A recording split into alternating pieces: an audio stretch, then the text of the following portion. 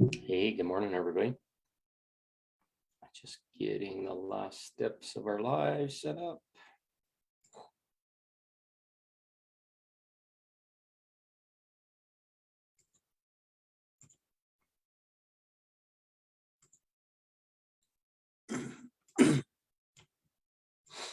Okay, we are rocking.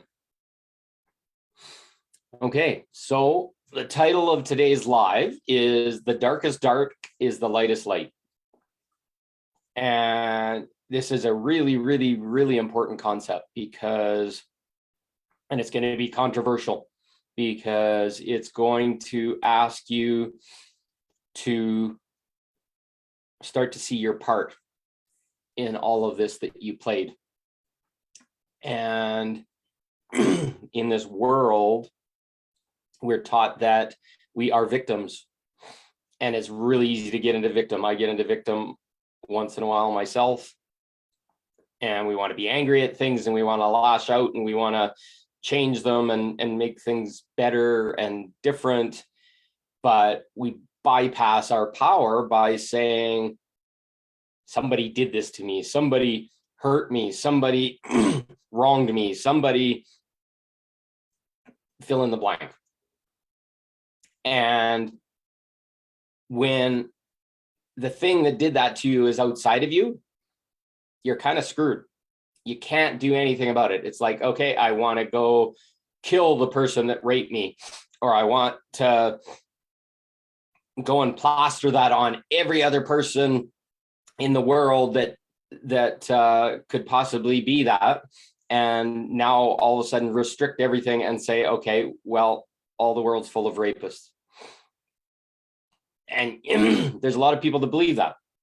And it doesn't have to be a woman only or a man only. This happens in both genders. And in my experience, women do it in different ways. It's not physical in the same way, or I guess there is some physical, but it's mental. It's done at emotional levels. Very same effect and very same hurt. But that's for another topic. So what happens when you have no control over what happens to you? Well, we're like, oh, we're getting hurt and blah, blah, blah, blah, blah. Well, everybody wants to control things for safety. They want to control things so that they can make sure they never happen again. And that's a pretty well held belief in everybody that's in this world. But once you start diving underneath, you're going to start to really, really become aware that we have no control over anything. We're in a collective world where, how to describe it? We have all decided certain experiences, at least as we're traversing through 3D, we've now chosen a bunch of certain experiences to get us to a level of awareness. It's like a university, it's like a master's level in a lot of ways, level course in understanding ourselves. So we have to get back to the fact that we are all part of source. We are all part of God, the divine, whatever words you want to use, but that infinite intelligence, the collective, etc. And if we're all part of that divine source, the place that everything comes from, and we're just fragments of it, we came here to have experiences. We've came here to broaden all knowledge, all awareness, all faith, all this kind of stuff. And that's a really big thing. Can you imagine? And if you start getting in things like multiverses and stuff like that, where every choice and every possibility is actually lived out in the multiverse, and this awareness right here and right now has chosen one of these branches, and his name is Paul, and he does this work and blah, blah, blah. If we start understanding that we're part of source, and source is experiencing dark, light, all facets, to fully be aware of all possibilities, then your fragment and the things that happen to you were all inspired by God. And this gets really big because this fragment starts to become aware that we're having this huge experience, this huge change, and to not acknowledge things that have violence in them, things that have anger in them, things that are built on lack and repression and other things would be to cage up half of the experience. So we come in as part of God and we design an experience for this avatar, this body that came in through a through a mother. It was a baby, it hit infant, and it grew right up. And we had these things that we really, in the core of our godness, needed to understand and to be aware of and to experience. And right now we're at a phase in this world where kind of a lot of darkness has kind of reigned, and everybody's carried out a lot of really dark experiences to their visceral ends. Now, why would God do that? Why would that have to exist in this world? It's so funny to just, I make statements like that and I just watch people drop like flies in the counter. It's hilarious. But why would God want to do that? Why would God want to have darkness? Why would God want to have bad things like rapes or violence or people killing each other or wars or all these things? And we sit with it and it's like, oh, God's awful. Oh, he made this child die or made this thing happen where some innocents died. And we're all railing against it. Like, how could this possibly happen? But this is part of God. God has no right or wrong. God has no good or bad. God has just wanting to experience all. So I'm going to go back to my statement. The darkest dark is the lightest light. And this is something you can only really state with confidence until you've been through it. I've been through a lot of dark shit in my life, things like divorces and being screwed over by other people and things that I consider dark, repressed, attached to all these things, cursed by people.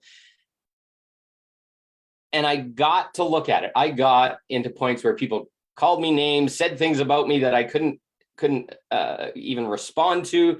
The Tantra leaders in my community were very wounded people, and they made a whole bunch of claims about me from some things that I did that were very pure and intense and not within normal societal things, but they were agreed to between two people. And then they decided that that was bad and threw me out of communities and said awful things about me. And I basically sat curled up in a ball for 2 years with the repression of these two women and their trauma that were trying to things disgusting.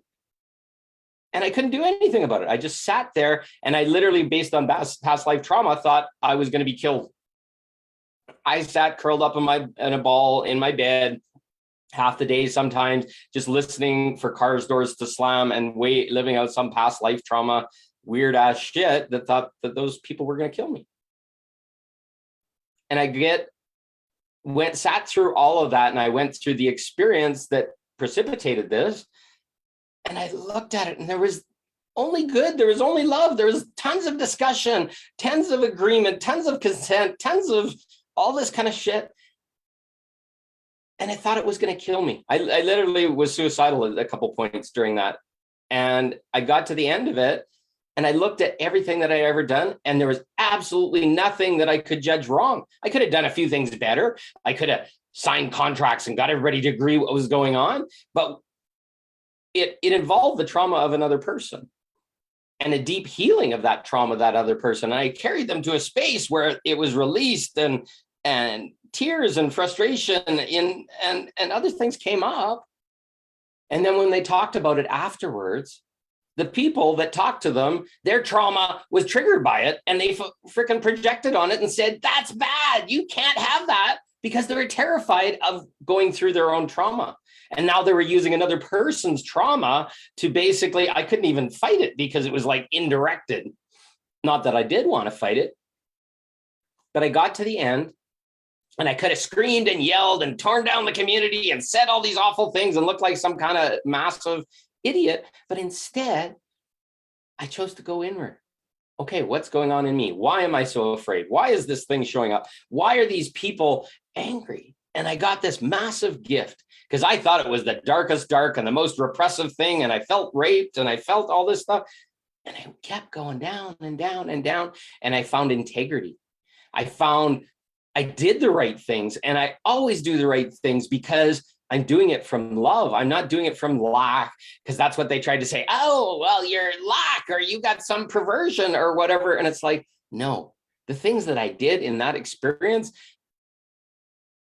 could have been terrifying, because the amount of trauma that was coming out in the experience was awful. It was a bunch of abuses and other things that, to hear them or to even hold space for them, were jarring. But I sat there and I held, and tears were coming down my face. Tears were coming down their face. And it was the most beautiful, loving thing I'd ever done in my life. But some other people, looking through it through the frame of their trauma, wanted to smash and kill that and say, that's bad. And you're not qualified to do that. And bullshit. And I got to the end of it. And I was so much stronger. I was so much more self-aware, and I now can stand. I looked at every little piece of my lack of self-confidence. I looked at every little piece of what they said. I looked at every little bit of wisdom of the people that were doing it. And I started to find out that there were wounded little children underneath that just were, I don't know how to say, like, terrified of the fact that somebody could hold space for that, and that they hadn't received it. So they wanted to attack it and assault it. And it was their own wound coming out, but it reflected off of my lacks of confidence and my lacks of other things. And we all got wounds. And I had to look at every piece of it and say, holy frick, I'm powerful. And holy frick, all these things that were in my past lives, go look and do past life regression and all this kind of stuff. And how many times I've been killed as a witch or a warlock or whatever for doing powerful things in front of other people. And they were scared of it, or they wanted it for themselves. And the fact that they didn't have it, they had to smash it. So these are the darknesses that are inside all this stuff. And it's all part of God. And I got to the end of it and I had to look at it and I said, holy frick, how else could I have got this awareness without these things that I thought were so dark and so awful and so insidious?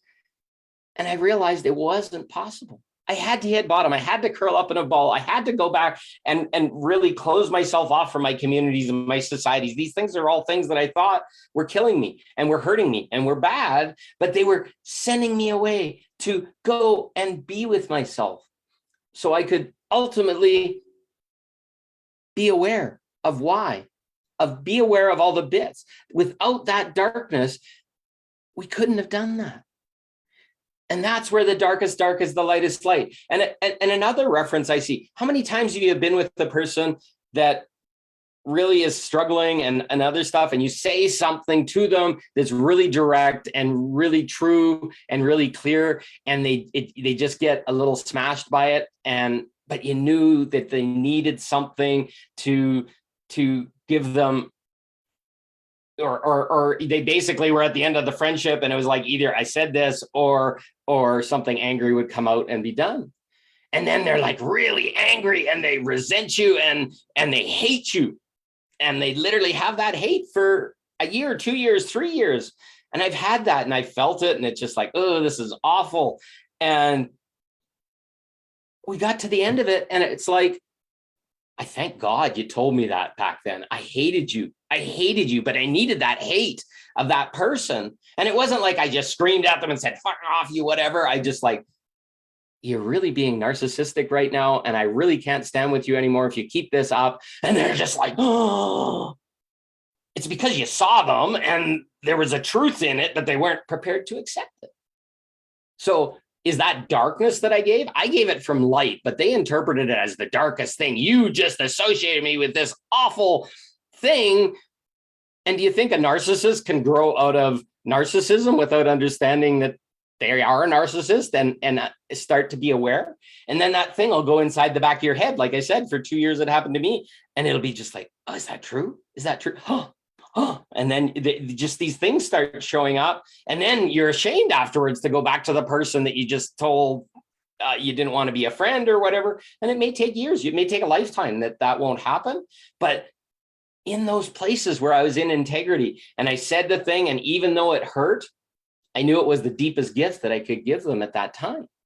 As long as it's done from calm, even if, let's say, you had an experience and you yelled and screamed at a person or whatever, but you still knew it was right, but that was the only way you could get it out, it's not bad.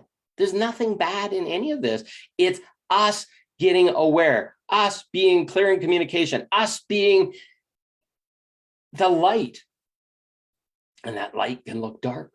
It can be swear words. It can be whatever, but sometimes it needs to go in a form that will jar the person.